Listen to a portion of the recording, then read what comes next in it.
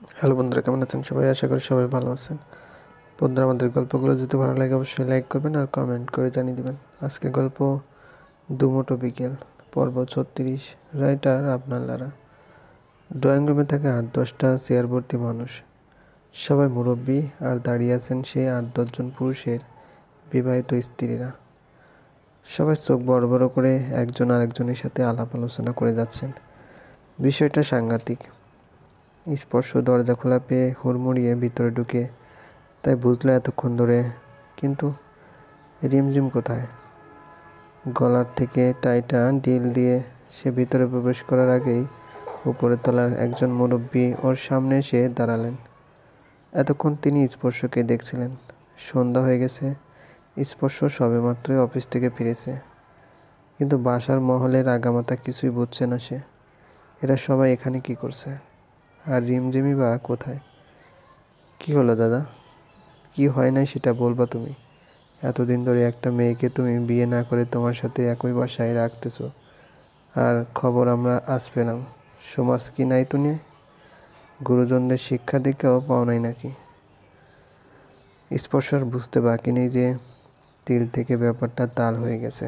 সে হালকা কেসে বলল, না, আসলে বিষয়টা এরকম না। থামো তুমি। এই এরিয়ায় সমস্ত মান্যগণ্য মানুষরা থাকে।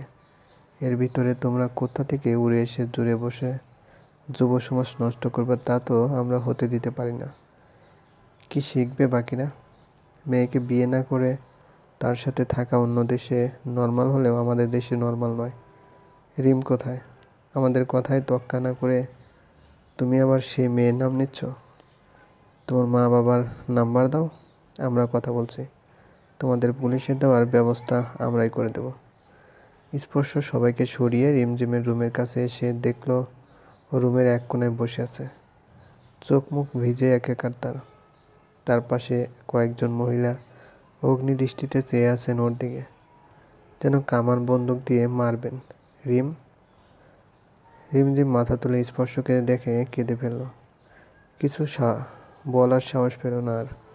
এদিকে স্পর্শ গিয়ে যে রিমকে সামলাবে তারও কুল নেই।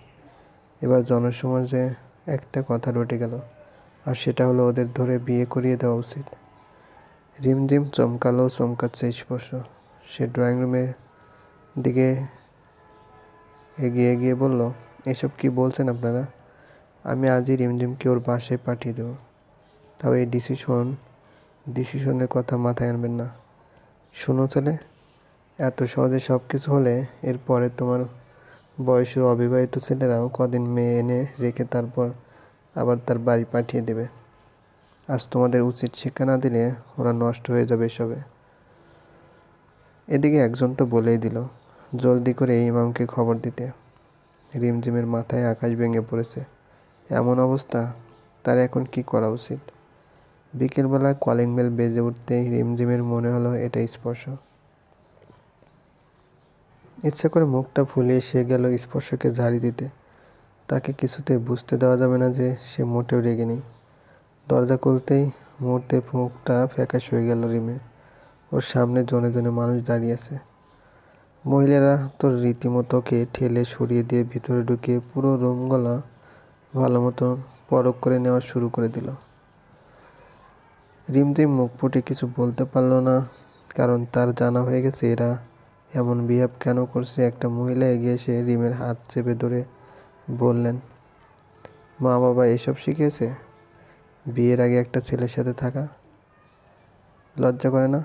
বেহায়া মেয়ে কোথাকার। একজন আস্তে করে বললেন, মনে হয় রক্ষিতা। যাতে ঠিক আছে তো তোমার, নাকি নিষিদ্ধ পল্লী থেকে এসেছো? রিমঝিম ছলছল চোখে তাকিয়ে বলল, এসব কি বলছেন আপনারা? স্পর্শ আমার রিলেটিভ হয়। রিলেটিভ হয়? স্বামী তো না। আমরা বেশ খবর পেয়েছি তোমরা বিবাহিত না। বিয়ে ছাড়া এখানে সংসার পেতেছো, একসাথে থাকছো, ঘুমাচ্ছ। কাল ভাগ্যিস আমার ছেলে রাতের বেলায় বারান্দায় এসে তোমাদের কুকর্ম দেখে ফেলেছিল। না হলে তো জানতামই না আমাদের কলোনিতে এসব হয়। C C C. রিমঝিম একটা টু শব্দ করার সুযোগ পেল না। যে যা পারছে তা বলে যাচ্ছে। অপমান করতে করতে ওকে রুমের এক কোণায় বসিয়ে রেখে দিয়েছে তারা।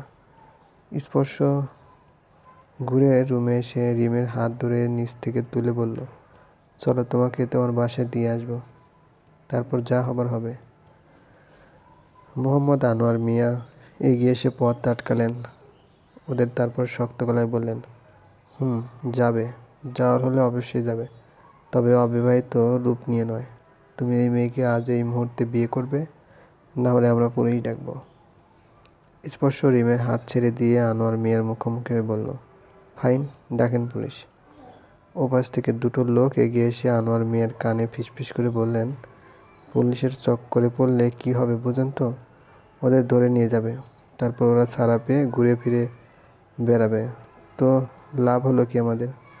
আনোয়ার মিয়া একটা চেয়ার টেনে বসলেন, তারপর সাদা দাড়িতে হাত বুলাতে বুলাতে হালকা হেসে বললেন, ডাকো পুলিশ তোমরা, সাথে মিডিয়ার লোকদেরও ডাকো, ওদের চেহারা পুরো বাংলাদেশ দেখুক।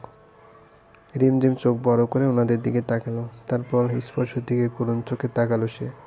এরপর বদনামি হলে বেঁচে থাকায় বৃথা হয়ে যাবে স্পর্শ, ও বিষয়টা সুবিধার মনে হলো না। তাহলে এখন কি করব? তো কি করব? স্পর্শ জলদি করে পকেট থেকে ফোন বের করলো চাচাকে কল করার জন্য। তার আগে ওর হাত থেকে একজন ফোন কেড়ে নিয়ে বললেন, খবরদার দলবল ডাকবে না, যা হবার যা করার আমরাই করব। আমি আমার চাচাকে কল করব, উনি এই দালানের মালিক। সে যাই হোক, উনি এসেও এটাই বলবেন, আর তুমি এখন কাউকে ফোন করতে পারবে না। আর আর তোমরা সবাই কিসেরই বা অপেক্ষা করছো? কল দাও পুলিশকে, সাথে মিডিয়ার লোককেও। রিমঝিম কেঁদে ফেলল, জলদি করে ওড়না দিয়ে মুখ চেপে রেখেছে সে, যাতে কান্নার আওয়াজ না বের হয়। স্পর্শ এক ধমক দিল সামনে থাকা সব মুরব্বীদের, তারপর কঠিন গলায় বলল, অনেক হয়েছে, ডাকুন পুলিশ, ডাকুন মিডিয়ার লোকদের। আনোয়ার মিয়া পাশে তাকিয়ে একজনকে ইশারা করতে লোকটা ফোন নিয়ে কানে ধরল। রিমঝিম কান্না থামিয়ে স্পর্শের হাতে ধরে বলল, না স্পর্শ, এত বড় বিপদ ডেকে আনবেন না। তাই বলে আমি তোমাকে বিয়ে করে তোমার জীবন নষ্ট করতে পারি না। এর চেয়ে সবাই জানুক, তা অন্তত বিয়েটা হবে না। না। রিমঝিম কাঁদতে কাঁদতে স্পর্শের পায়ের কাছে বসে গেল, তারপর অস্পষ্ট স্বরে বলল, তাহলে মৃত্যু ছাড়া আর উপায় থাকবে না আমার।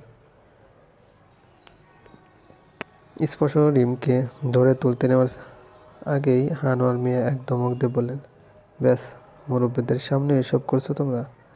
নিশাত মিয়া জলদি করে আক্কাস ইমামকে ডাক দাও এখনই। স্পর্শ রিমকে টেনে রান্নাঘরে নিয়ে আসলো। রিমরা কান্নার জন্য কিছু বলতে পারছে না।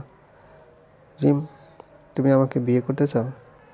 রিম চোখ তুলে বলল, চাই না আমি, তবে সামনে যে বদনাম আসতে চলেছে তার সেটাই ভালো মনে করি। আমার দোষেই আজ এত বড় একটা ডিসিশন নিতে হিমশিম খেতে হচ্ছে আমাদের। না আমি বাসা থেকে জেদ ধরে পালিয়ে আসতাম, না আপনার কাছে সেইভাবে থাকতাম, না যেমনটা হতো। দোষ তোমার নয় রিম, দোষ আমার। আমি কাল মাতলামি না করলে আমাদের কথা কেউ জানতোই না। কি ছেলে, আর কতক্ষণ গপ্প করবা? এবার বন্ধনে আটকা পড়ো, আমরাও বাঁচি, আমাদের সমাজও বাঁচুক। একজন মহিলা হনহনিয়ে রান্নাঘরে ঢুকে রিমের হাত ধরে নিয়ে গেলেন। স্পর্শ বের হতেই দেখলো ইমামও এসে হাজির ততক্ষণে, হাতে মোটা বই। আজ মনে হয় বিয়েটা দিয়েই ছাড়বে। মহিলাটি রিমের মাথায় ঘোমটা টেনে দিয়ে বললেন, কবুল বলতে কইলে সাথে সাথে কইবা। তোমাকে উত্তর পাওয়ার আশায় এত সময় নষ্ট করতে পারবো না বাপু। এমনিতেও ঘরের কাজ পালাই সমাজ বাঁচাইতে আসছে। কি মেয়ে রে বাবা তুমি, এই শিক্ষা দিল পরিবার, এবার হলো তো। ওপাশ থেকে একজন এসে বললেন, কবুল বলো। দুপোটা চোখের পানি ফেলে রিমঝিম কবুল বলেই দিল। স্পর্শ বলা শেষ, সবাই একসাথে আলহামদুলিল্লাহ বলে উঠলেন। একটা দিন সব পাল্টে যাবে, এভাবে কখনোই ভাবেনি রিম। এত কড়াকড়ি হয়ে যাবে তা জানলে সে এখানে আসতোই না। আসলে আমি ম্যাচিওর না, আমি অজ্ঞাত এসব ব্যাপারে। কিন্তু স্পর্শ, সে কি জানতো না এমন একটা পরিস্থিতি আমরা পড়তে পারি? আমরা তো এমন কাছাকাছি আসিনি একসাথে এতদিন থাকার পরেও। কালকে কি দেখলো তার জন্য দায়ী স্পর্শ, তবে তার সম্পূর্ণ দোষও নয়। সে সজ্ঞানে তো ছিল না, আর আজ তো সে বিয়ে করতেও সাফ না করে দিয়েছিল। তার তো নিয়ার সাথে বিয়ে হওয়ার কথা, বাধ্য হয়ে আমাকে বিয়ে করলেন উনি। আমার সাথে সাথে তার জীবনটাও নষ্ট হয়ে গেল। এত বড় হুমকি দেবে এরা, আমরা তো ভাবতেই পারিনি। রিমঝিম হাতের উল্টো পিঠ দিয়ে চোখের পানি মুছে আশেপাশে তাকালো। সবাই চলে গেছে, কেউ নেই। রাত 10টা বাজে তখন। রিমঝিম নিচ থেকে উঠে দাঁড়িয়ে কিছুটা দ্রুত গতিতে রুম থেকে বের হতে যেতে স্পর্শের সাথে ধাক্কা খেল। রিমঝিম কপালটা মুছে স্পর্শের দিকে মলিন চোখে তাকিয়ে